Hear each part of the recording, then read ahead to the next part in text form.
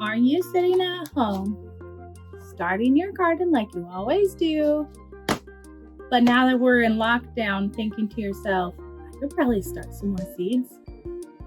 Me too.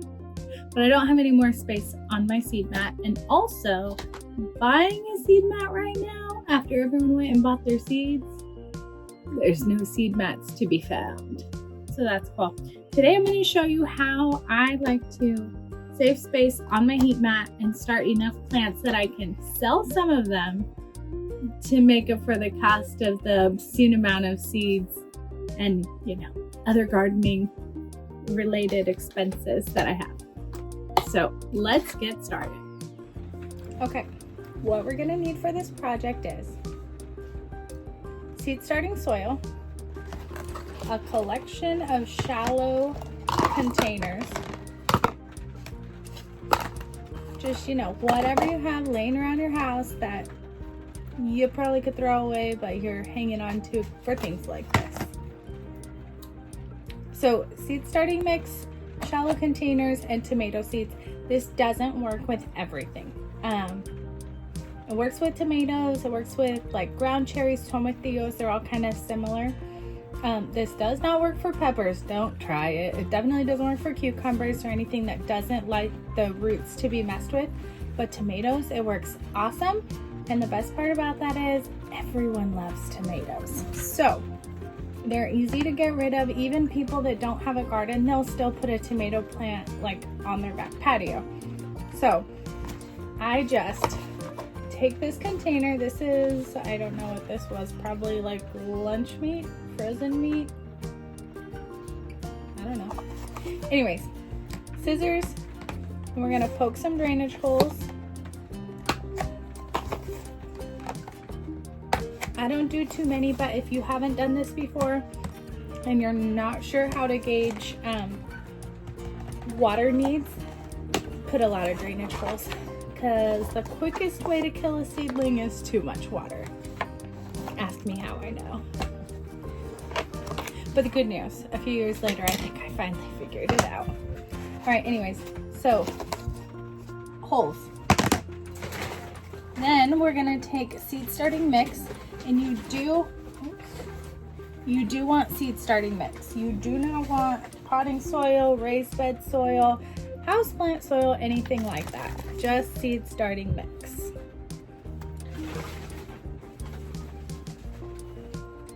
You're gonna put a little bit in, pat it down,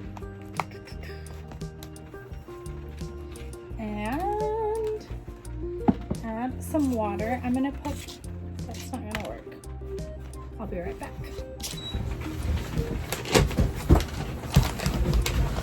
Back. All right, I'm gonna put this underneath so I don't get this table all wet, because I have a potting table that I like to use, but it's outside in my, it's like a greenhouse, but it's not a greenhouse because it's not heated. So my little growing house outside, but it's kind of cold and I don't want to be out there right now. Okay, so we're gonna get the soil wet, pretty wet. Like you're gonna think you're good and then you're not good. Mush it in.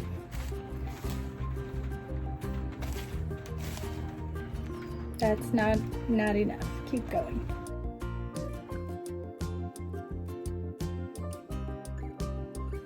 Okay. That's like wet enough that it holds a clump. That's what you're going for.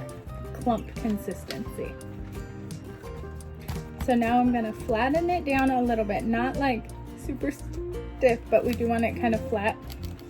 And that's just so that you can get your seeds to an even depth. And then you're gonna take, I'm using this to get rid of a lot of my seeds that I just have so many of varieties I probably wouldn't buy again, or they're not bad, but just like, these are from 2017, and I also think they're from Dollar Tree.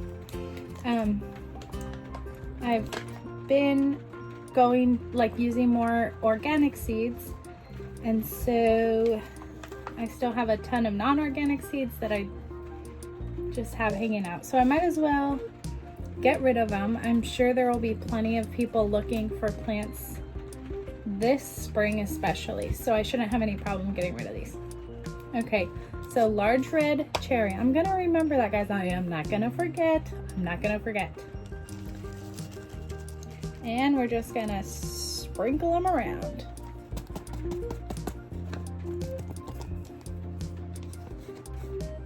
That was probably like 50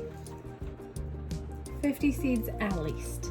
And the good news is, all I'm gonna do is cover these up with a thin layer of soil, put a label in it for the whole tray, and then once these pop up, we're gonna let them grow like second set of leaves, and then we're gonna separate them out all individually and plant them all the way down into their own individual cups. And then they'll get like a nice strong base. So that'll be good.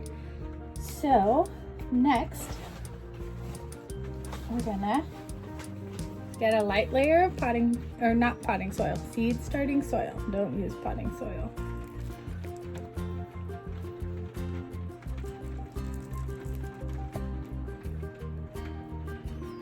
Cover them up.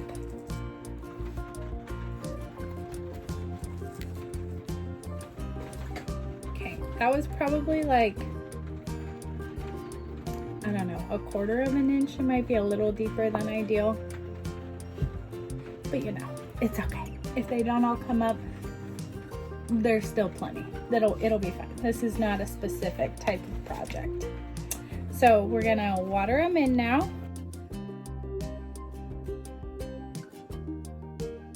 Okay. And that is not too well. More water. Water them in.